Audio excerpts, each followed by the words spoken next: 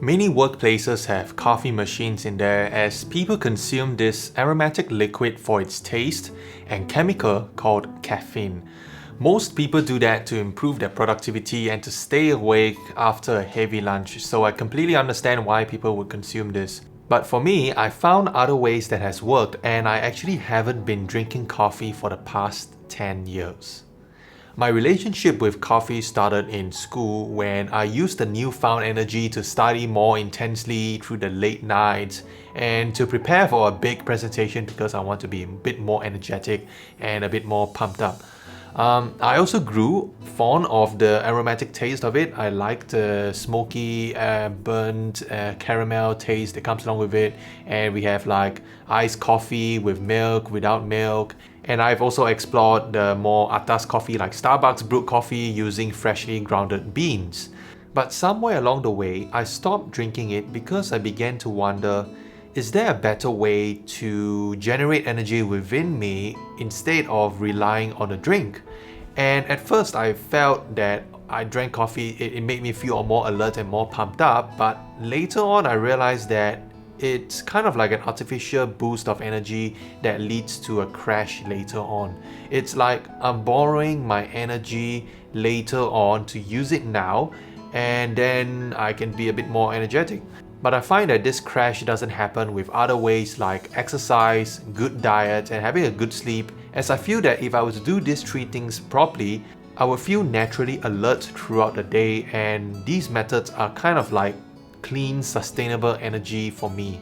Further problems complicated my relationship with coffee. Even though I wanted the energy boost, but I didn't know exactly how much caffeine I'm putting into my system with that one cup of coffee. It can be from the pantry, or it can be from Starbucks, or from some other coffee place. And the problem I find is that when it gets a bit too strong, I will get a bit jittery and a bit restless and impatient to get work done.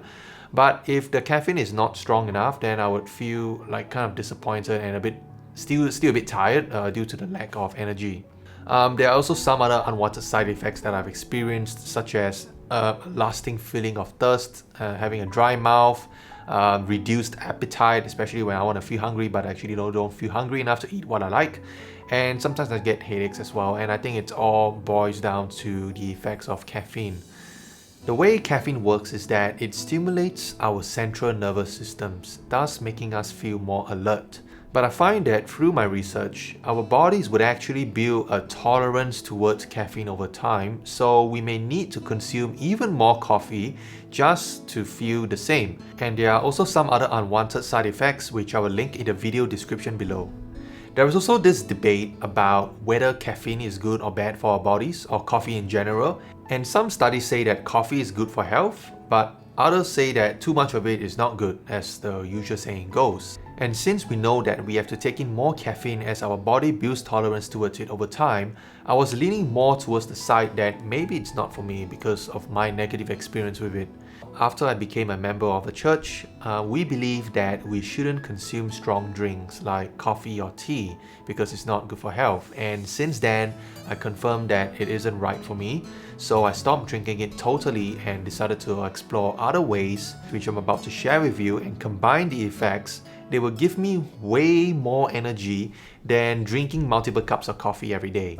The first method I find, and that's the most effective also, is deep exercise.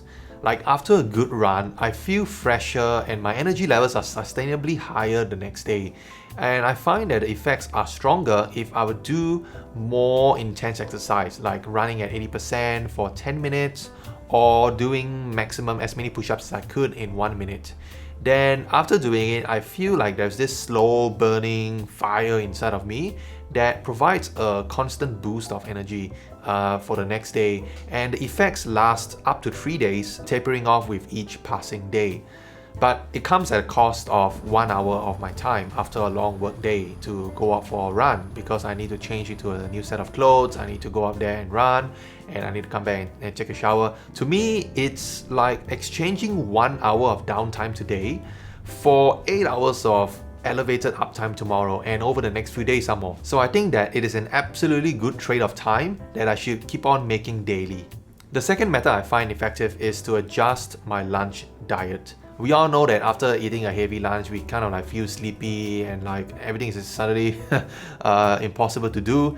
It's called the post-lunch food coma.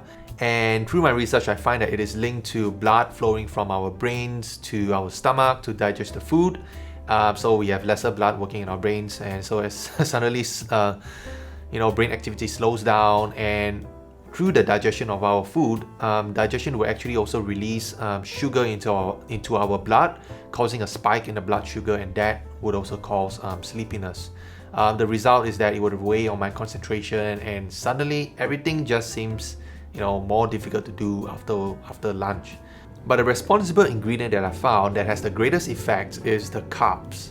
In my experience, I find that when I swap the carbs for lower glycemic index carbs, like brown rice instead of white rice or pasta instead of noodles, I find that the effect is lower because food that is lower in GI will take longer time to digest. So it releases sugar slower into the bloodstream, so it won't cause like a sudden sugar rush in us and then we will lead to a crash afterwards. I also find that swapping carbs for more vegetables and more protein helps because proteins and vegetables also have a lower glycemic index compared to grains. Some studies also say that eating a smaller meal helps, and breaking up a large meal into more frequent snacks throughout the days. I also avoid sugar-loaded sauces and sweetened drinks like Coca-Cola and all the kind of stuff because that also contains all the simple sugars, so I just want to cut out the carbs. But the problem is that in Singapore, it's quite hard to find low-carb meals. Like you think of our usual Singapore food like chicken rice, char kway teow, fish soup noodles, you name it, right? All these are actually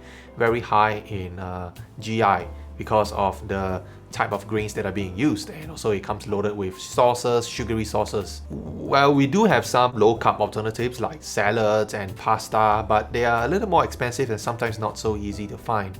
So my solution is that I would cook more often at home to pack lunches, or when I actually really have to eat out, I would choose the food that is lower in a glycemic index. So in that way, I can actually still have the satisfying meal while limiting the downsides. The final source of energy is sleep. We all love sleep. And sleep is essential for the body to function normally. So to do that, I would stick to a regular sleeping schedule where I'll go to bed at 12 a.m. and wake up at 7:30 a.m. so that I can get at least 7 hours of uninterrupted rest. Doing this consistently is key to maintain my body clock so that the moment my head hits the pillow, right, I can just fall asleep easily and I can wake up at the same time also.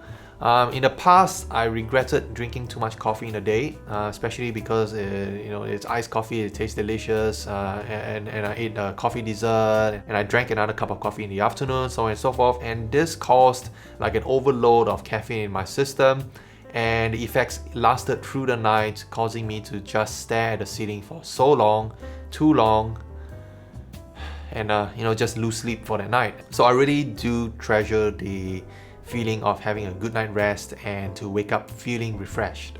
So when I combine these three methods together, I feel like I don't need coffee anymore. After a good exercise, my body feels sleepy, and after a nice warm shower, I know that I will have a good night's sleep. And the next day, I would choose what I eat carefully during lunch to avoid the afternoon slump. And so I will maintain this daily and just keep repeating this so that I can maintain my high energy levels at work. What do I drink instead of coffee?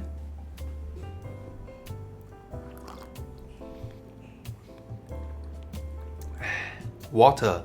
Water is one of the purest drink and it's free and it's the best way to stay hydrated throughout the day and work. At the end of the day, I feel that coffee is a convenient drink to get energy and to fix some late night issues last night because of the loss of sleep or because I have to work longer due to some reasons or I have to stay up late.